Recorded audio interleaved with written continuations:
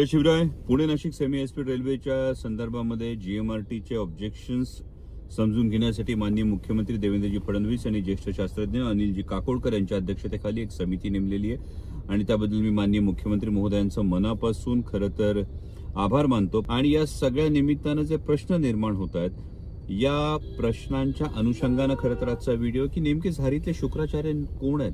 माननीय मुख्यमंत्री महोदयांनी आता ही खरं तर ज्येष्ठ शास्त्रज्ञ अनिलजी काकोडकर यांच्या अध्यक्षतेखाली समिती नेमलेली, परंतु MRIDCची मुळात जी स्थापना झाली 2014 ते 2019 माननीय मुख्यमंत्री देवेंद्रजी फडणवीस हेच मुख्यमंत्री असताना MRIDC Maharashtra rail infrastructure development corporation याची खरं तर ही स्थापना झाली होती आणि त्याचं पूर्ण mandate Pune Nashik semi high speed रेल्वेचं हे महाराष्ट्र रेल इन्फ्रास्ट्रक्चर डेव्हलपमेंट कॉर्पोरेशनला हे देण्यात आलं होतं. 2018 मध्ये पुणे नाशिक सेमी हायस्पीड रेल्वेचा DPR बनला. 2019 मध्ये मला शिरूर लोकसभा मतदारसंघाचं प्रतिनिधित्व करण्याची संधी मिळाल्यानंतर तत्कालीन उपमुख्यमंत्री स्वर्गीय अजितदादा पवार यांना मी याचं सादरीकरण दिलं आणि त्यानंतर स्वर्गीय अजितदादा पवार यांनी या प्रकल्पाला फार महत्वाची अशी गती दिली होती, फार महत्वाची अशी चालना दिली होती. यामध्ये बऱ्यापैकी लँड ॲक्विजिशनचं काम सुद्धा हे अजितदादांनी मार्गी लावून घेतलं होतं आणि अचानक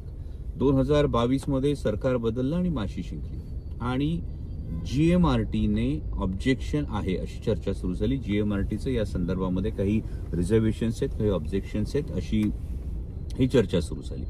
संसदेमध्ये या संदर्भामध्ये आवाज उठवल्यानंतर माननीय रेल्वे मंत्री महोदयांनी यावर निसंदिग्ध उत्तर दिलं की डिपार्टमेंट ऑफ ॲटॉमिक एनर्जीने या संदर्भामध्ये चर्चा केलेली आहे, या संदर्भामध्ये GMRTचे आक्षेप आहेत अशी गोष्ट कळवलेली आहे आणि त्यामुळे पुणे नाशिक सेमी हायस्पीड रेल्वेचा जो मार्ग जो संगमनेर आळेफाटे मार्ग आहे हा मार्ग होऊ शकत नाही असं रेल्वे मंत्र्यांनी पार्लमेंटमध्ये सांगितलेलं आहे, पार्लमेंटच्या फ्लोअरवर.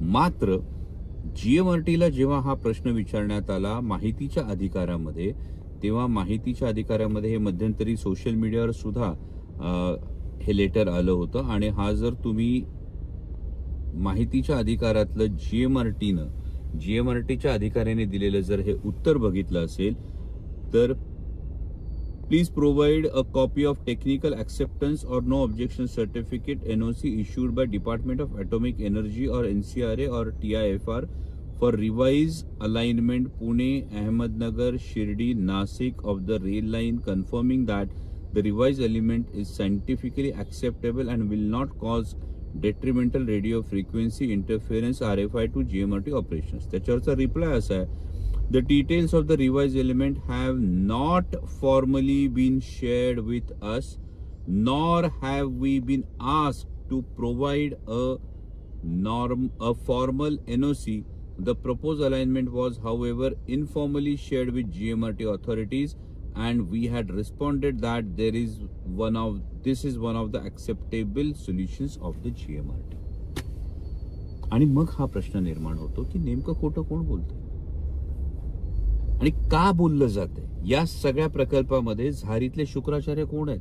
कारण पार्लमेंटमध्ये जेव्हा मी हा मुद्दा मांडला होता की जगात 14 ठिकाणी रेडिओ टेलिस्कोप आणि रेल्वे हे एकत्र आहेत असं असताना केवळ म्हणजे अगदी आम्ही देशाला 5वी अर्थव्यवस्था म्हणतो, आम्ही स्वतःला विश्वगुरू म्हणतो, पण जगातल्या 14 देशांना जे शक्य होतं रेडिओ टेलिस्कोप आणि रेल्वे एकत्र असल्याचं ते आम्हाला का शक्य होत नाहीये की नेमका याच्यामध्ये इतर कोणाचा काही वेगळा हेतू आहे का.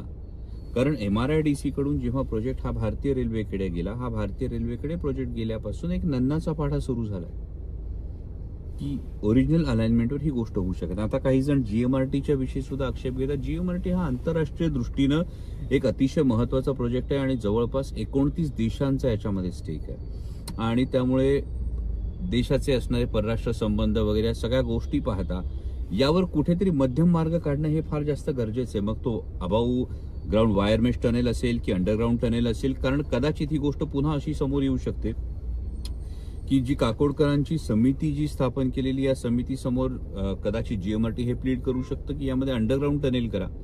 आणि जर हे अंडरग्राउंड टनेल म्हणजे साधारणतः हा टनेल तुम्हाला सांगतो GMRTचं एक जे ऑब्जेक्शन आहे 2 किलोमीटरच्या परिघामध्ये काहीही असता कामा नये हे एक त्यांचं म्हणणं आहे. त्यानंतर 15 किलोमीटरचा एक रेडियस आहे आणि त्यानंतर 30 किलोमीटरचा एक रेडियस आहे. 3 त्यांचे या गोष्टी आहेत. त्यामुळे या समितीसमोर GMRT कदाचित ही गोष्ट ठेवेल की अंडरग्राऊंड टनेल जो साधारणतः आळेफाट्यापासून ते मनसरपर्यंत हा पूर्ण ट्रॅक हा अंडरग्राऊंड जाईल. आणि हा अंडरग्राऊंड ट्रॅक झाल्यानंतर पुन्हा प्रश्न हा निर्माण होतो की ज्या जुन्नर तालुक्याचं आणि काही प्रमाणात आंबेगाव तालुक्याचं GMRTमुळे ओव्हरऑल डेव्हलपमेंटल डेफिसिट जो तयार झालेला आहे याचं कॉम्पन्सेशन काय, हा महत्वाचा मुद्दा पुन्हा तयार होणार आहे. म्हणजे संगमनेरच्या सिन्नरच्या लोकांना, संगमनेरच्या लोकांना, अकोल्याच्या लोकांना फायदा होईल, पण त्याचबरोबर नेमका जुन्नर तालुक्याचा पुन्हा डेफिसिट तयार होणार का? कारण संपूर्ण स्टेशन जर अंडरग्राऊंड गेलं तर याचा नेमका काय फायदा होणार आहे याची स्पष्टता होणं गरजेचं आहे. आणि त्याचबरोबर जेव्हा हा अंडरग्राऊंड टनेलचा, एवढ्या मोठ्या अंडरग्राऊंड टनेलचा प्रस्ताव दिला जाईल तेव्हा कदाचित रेल्वे ही हात वर करू शकते की एवढा मोठा अंडरग्राऊंड टनेल हा फायनान्शियली प्रोजेक्ट फिजिबल किती आहे याविषयी प्रश्न निर्माण होऊ शकतात, या मी शक्यता वर्तवतोय.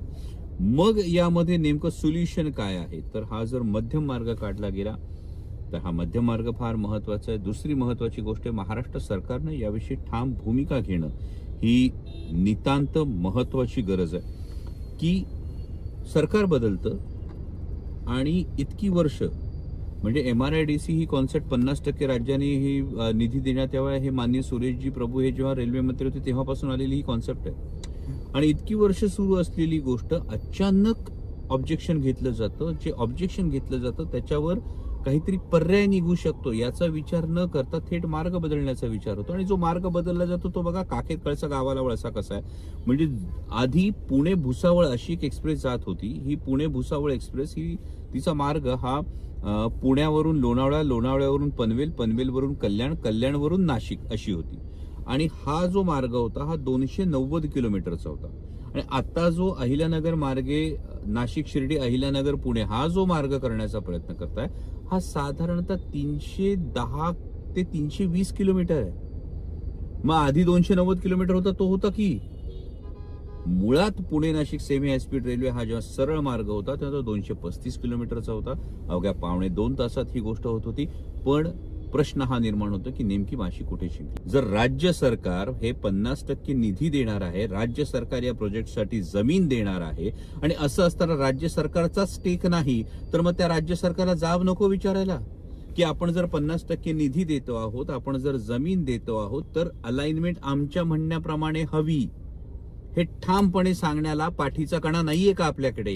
पुन्हा एकदा स्पष्ट करतो की Pune Nashik semi high speed railway हा ओरिजिनल अलाइनमेंटनेच व्हावा यासाठी मी स्वतः कायम आग्रही आहे. पण लढाई काही प्रमाणात दिल्लीत लढायची आणि लढाई काही प्रमाणात राज्य सरकारच्या विरोधात लढावी लागेल. त्यांना जाब विचारावा लागेल. त्याची जर तयारी असेल तर होय, नक्कीच या गोष्टीमध्ये खांद्याला खांदा लावून उभे राहू. पुन्हा एकदा माननीय मुख्यमंत्री महोदयांना माझी कळकळीची विनंती आहे की Pune Nashik semi high speed railway हा ओरिजिनल अलाइनमेंटने व्हावा यासाठी आपणच मागच्या काळात मुख्यमंत्री असताना फार महत्वाची भूमिका बजावलेली आहे. आपण स्वतः याचं संपूर्ण सादरीकरण दिलेलं आहे आणि यावर अनेक सोल्युशन्स निघू शकतात. हवं असेल तर जे 14 प्रकल्प आहेत त्या 14 प्रकल्पांचा पूर्ण एक स्टडी रिपोर्ट मी रेल्वे बोर्डाला दिलेला आहे, मी रेल्वे मंत्र्यांना दिलेला आहे. याची एक कॉपी मी आपल्याकडे सुद्धा पोहोचवण्याची व्यवस्था करतो. पण माझी आपल्याला विनंती आहे की या प्रकल्पाच्या सुरुवातीपासून आपण इन्व्हॉल्व आहात, त्यामुळे आपली भूमिका यामध्ये निर्णायक राहील. आणि मी आपल्या सर्वांना ही महत्वाची गोष्ट आहे की यामध्ये आपण पुढाकार घ्यावा आणि Pune Nashik semi high speed railway हा ओरिजिनल अलाइनमेंट नुसारच म्हणजे संगमनेर, आळेफाटा, नारायणगाव, मनसर या मार्गेच न्यावा अशी माझी विनंती. जय शिवराय.